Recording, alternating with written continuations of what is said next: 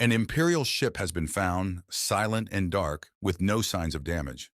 A squad of Astra Militarum venture inside to discover what tragedy befell the crew. But what they find in the vessel's depths is a horror beyond their darkest nightmares. The lumen under the barrel of Garrican Orzon's lasgun pierced the utter darkness of the corridor before him. Drifting particles of dust danced lazily through the cold light as the sergeant signaled his squad to follow him into the bland octagonal hallway leading into the innards of the Advent Imperatus. The ship was completely dark. Not even emergency lumens lit any of the halls and chambers they had passed so far. The boots of the 5 highly trained soldiers rang on the steel-plated floors. Other than that, everything remained eerily quiet. "This is like a ghost ship," Guardsman Mika voxed to the rest of the squad. "Did you see the hull on our way in? Not a single scratch on her. No battle damage. Nothing." "I know," Sorrel agreed. "And how did a single frigate become stranded so far out here? What happened to the rest of the fleet?" "I know what will happen to you if you don't start maintaining Vox discipline soon," Sergeant Garrican barked. The 5 guardsmen went on in silence, deeper into the vessel and further away from the safety of their dropship back in the hangar bay. It is strange, though, Garrican thought to himself. The lonely Tempest-class ship had just appeared, drifting through the stars, dark and inert. Imperial authorities had tried hailing the frigate, but to no avail. Eventually, Garrican's squad had been dispatched to investigate where the Advent Imperatus had so suddenly come from. They hadn't met any resistance when their craft entered the hangar bay. Upon arrival, they had found that the ship's generatoria still idled, powering the emergency protocols that maintained the flow of recycled air and a stable gravity field. But that was about it. So far, they hadn't found any sign of the crew. After a short while, they reached a junction.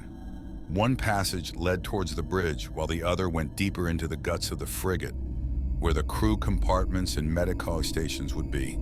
"Sararel, Isrin, you check the lower decks," Garrican ordered. "Mika, Holt, you're with me. We'll see if there's someone on the bridge. Keep your weapons spirits watchful." "Come on, Iz," Zararel said, shouldering his plasma gun as he marched into the left corridor. As Isrin followed, Garrican caught himself looking after her longer than he intended. His younger sister had joined the 105th Falkenberg War Drakes not too long ago, and the pride he felt was still fresh. She had doggedly fought her way through the harsh recruitment tithing and the brutal training of the regiment in the very next intake after Garrican himself, determined that she should join the same tithe uptake, and thus the same regiment, as him. Isrin hadn't done this out of some misplaced need for his company or protection. Rather, she had always been determined not to let Garrican outpace her in anything. Sure enough, she was an exceptional soldier. But the sergeant could not simply brush aside the fact that he was her superior now. He couldn't treat her differently than any other of his warriors. "You coming, Sarge?" Mika asked. "Does the Emperor sit on a golden throne?" Garrican replied. "Move, to the bridge." The bridge of the Advent Imperatus seemed as dark and lifeless as the rest of the ship. "Emperor's eye, I don't understand this," Garrican muttered. "Let's spread out, Vigilantis pattern. Mika, you take the right flank. Holt, your left." The 2 other guardsmen acknowledged his command with short vox clicks and lifted their lasguns. Mika prowled off to the far right side of the bridge. His lumen danced over dark screens and servitor stations. "Do you see that?" he voxed. Slumped servitors hung in their mountings, still connected to tactical data shrines and cogitator stations. They looked malnourished and did, but there was no obvious cause. "Hold position. Mika Garrican voxit. Holt, investigate the other flank." As soon as his voice ceased, Holt was off to the left. Her lumen swiveled through the darkness as she made for the next vantage point. The light suddenly jerked upwards as she fell. "Holt, come in," Garrican called. "I'm all right," she answered, breathing heavily. I tripped over someone. He's dead, like the servitors." Garrican advanced to Holt's position, heart thudding against his ribs. What in the Emperor's name is going on here? "He looks as if he just lay down and never got up," Holt commented as he arrived. She was right. The man just lay there, collapsed like a forgotten rag doll.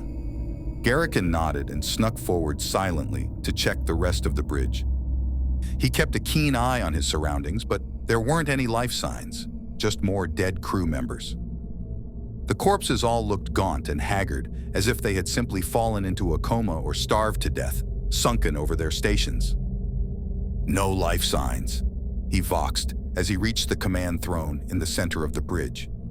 He frowned as he looked upon the ship's deceased commander. The shipmaster's eyes were wide open, glassy, staring at the ceiling. Garrican shuddered. "At ease, Wardrakes. There's no one here but the dead. May the Emperor protect their souls." "There must be a reason for all this, sir," Holt replied. "People don't simply fall over and die." Garrican nodded. "I agree. Mika, awaken the data extractor and hook it up. Let us see if we can get some of the cogitator banks up and running. Maybe they can spit out anything about what has happened here. In the meantime, let's hope that Zararel and Isrin have more luck." The plated doorway before Isrin opened with a soft hiss as she punched the activation rune. "All right," she muttered. "We should find the Medici station down there." And maybe some answers, she thought. Zararel nodded. Quick sweep of the outer chambers, then advanced to the crew compartments. "The sooner we're done here, the better. I don't like this place at all." Isrin nodded. "You'll take point," she decided. "I'd prefer to have your plasma gun between me and whatever we find down there." Zararel shrugged and lifted his weapon, thumbing its activation rune. The plasma coil illuminated their surroundings in soft blue light and hummed gently. The squad's weapons specialist took a step towards the doorway. "Zararel Crestlan of the 105th Falkenberg Wardrake speaking," he shouted into the darkness, his voice augmented by his helmet's internal vox gear. "Can anyone hear me?" The silence only seemed to become louder. Isrin could almost feel it breezing over her from the darkness like a chilly wind. Zararel looked back at her. The red shimmer of his bionic eye implant mixed with the blue glow of his plasma weapon. "Let's go," he said, and advanced into the next chamber. Isrin followed him and let her lumen wander over the hall that opened behind the doorway. "I think we found the crew," Zararel breathed as he took in the scene before them. Isrin's skin crawled as the light of her lumen traveled through the Medici station, brushing over row after row of dormant figures on gurneys. They were hooked to blinking life support shrines. Several gurneys had toppled over. People were strapped to some of them, alive, but completely inert. Others had rolled from their sickbeds, ripping out the life support wires in process. They seemed to have starved where they lay. Strewn between them were the Medici themselves, as gaunt and malnourished as their patients. A thin film of spilled nutritional liquid covered the floor and dripped from life support systems, only half hooked to people who wouldn't need them anymore. "It looks as if something made them just drop into a sort of coma, one after another," Isrin whispered. "They must have known," Zararel said, nodding towards a dead Medici adept on the floor. "They tried to save as many as they could before it took them as well. Anyone not hooked into life support just starved." "But why?" Isrin wondered, still trying to process the macabre scene in front of her. "What happened?" "Only the Emperor knows," Zararel replied. Isrin noticed that his grip around the plasma gun had tightened. "Better let the sergeant know what we found." Isrin nodded and opened a Vox connection. Isrin to Garrican. A short click indicated that her brother was listening. "We've found an improvised medica station on the crew decks," she continued. "Multiple dead, other crew hooked into life support, but they're dormant. Everyone who's not connected to life support is dead." "Suggest wake," Garrican's voice came in chopped. Isrin tapped on the Vox bead of her helmet. "Garrican, Sergeant." "Repeat, wake." "Blasted thing," she cursed. "Something's blocking the Vox signal down here, Zararel." Zararel nodded. "Think we should try waking one of them up for questioning?" "I suppose," Isrin answered and approached the closest gurney. She carefully avoided stepping onto a rotting Medici servitor next to it and eyed the blinking control station of the life support system the man was hooked into. "Medela pattern, type 4, she muttered. Isrin punched a series of Imperial standard codes into the control panel and intoned the few catch-all prayers she knew for rousing machine spirits. This should bring him back to the Emperor's service. A soft hum came from the life support system as it pumped drugs into the dormant patient. Isrin took a step back, lifted her laser gun, and aimed it at the comatose man. A side glance told her that Zararel had his weapon aimed at him as well. A few moments passed, but the man just lay there, as unmoving and inert as the ship itself. Isrin took a deep breath and closed in on him, almost reluctantly. Ever so slowly, she bowed down. Eventually, she could hear his breath coming in a slow, flat rhythm.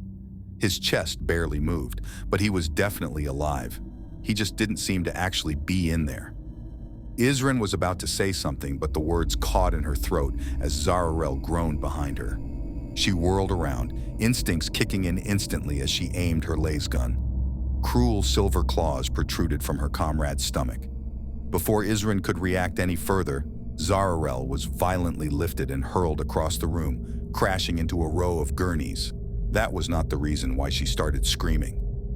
Isrin squeezed the trigger of her laser gun, aiming it towards Zararel's killer as it sprung into sudden motion and rushed towards her. Isrin? Isrin? I repeat. Don't try to wake up anyone down there, Garrican shouted into his vox, although he knew that the connection had been interrupted. Emperor's eye, he cursed, looking back onto the unsteadily flickering monitor of the cogitator systems. He felt a thick knot tightening in his throat.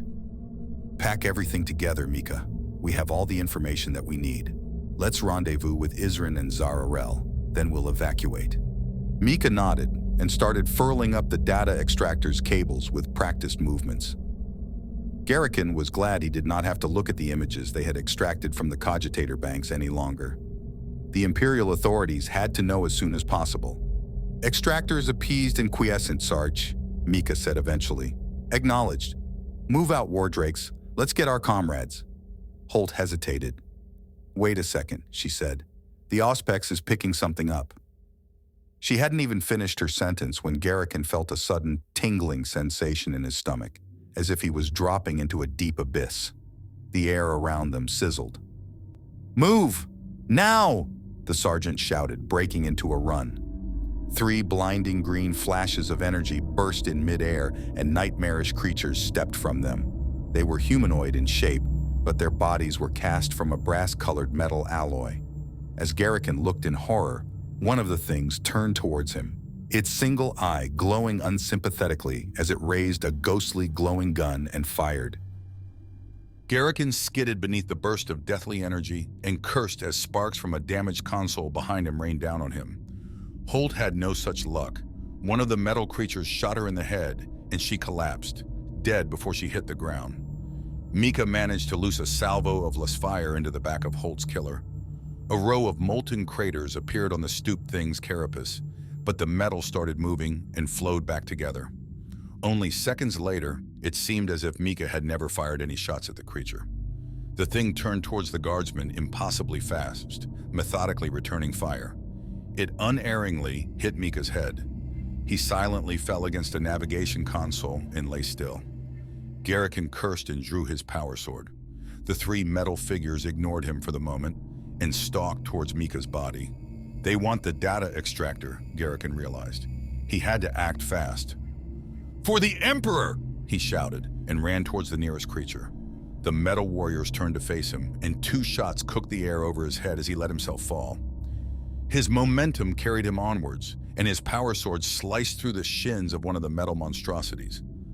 As the thing collapsed, Garrican rushed towards Mika and grabbed the data extractor. Then he was at the bridge door, diving headlong through its frame as more energy beams punched into the surrounding walls. Garrican responded in kind, tossing a frag grenade behind him. That ought to keep those blasted things occupied, he muttered to himself. As he rushed down the dark corridor, his thoughts wandered to his sister. He wanted to go get her, wanted to escape with her, but he knew his duty. He clutched the data extractor tighter. Duty always came first. He couldn't treat her differently.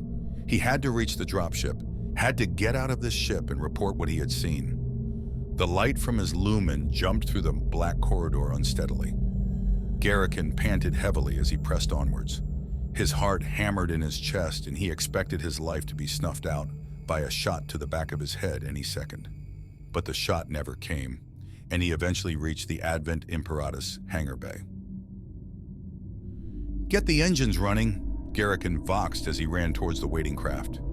The hatch of the dropship's crew compartment opened, and a hunched silhouette stepped outside, unrecognizable in the darkness of the hangar.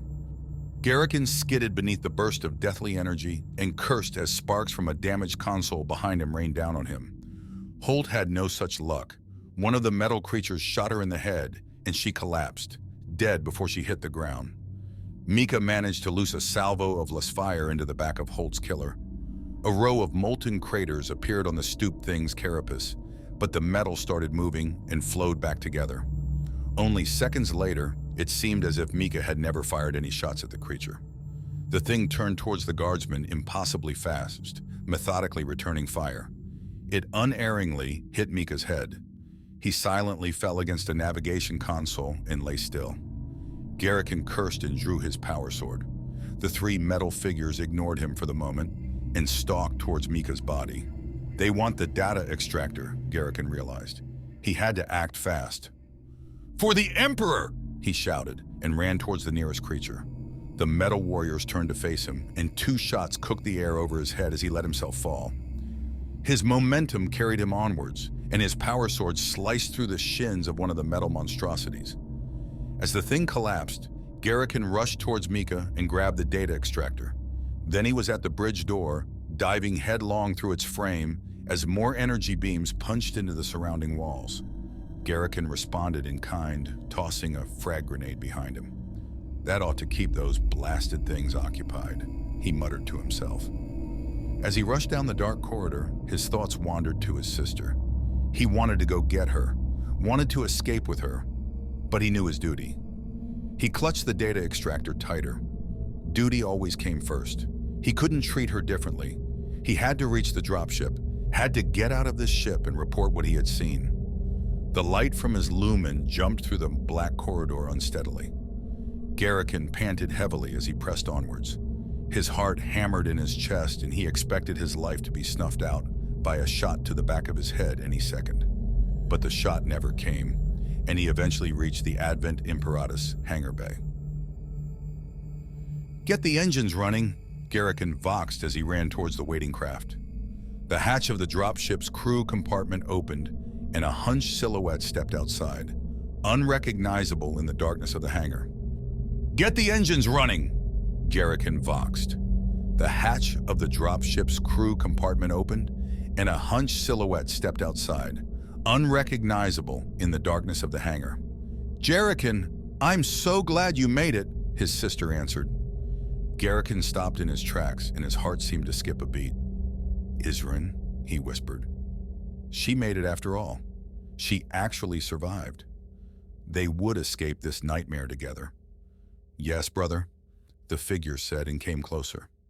As it stepped into the light of Garrican's lumen, the sergeant felt his strength sapping out of his body, and he sank to his knees. "No, Isrin, no!" The skin of his sister was draped around the metal frame of the thing that prowled towards him. Beneath the empty holes where her blue eyes once sat, callous green lenses watched him, observing his every reaction with cold intent. With each step, blood dripped from the nightmarish apparition. "Brother!" the monster repeated, modulating the voice of his sister to perfection. Garrican closed his eyes and welcomed its embrace.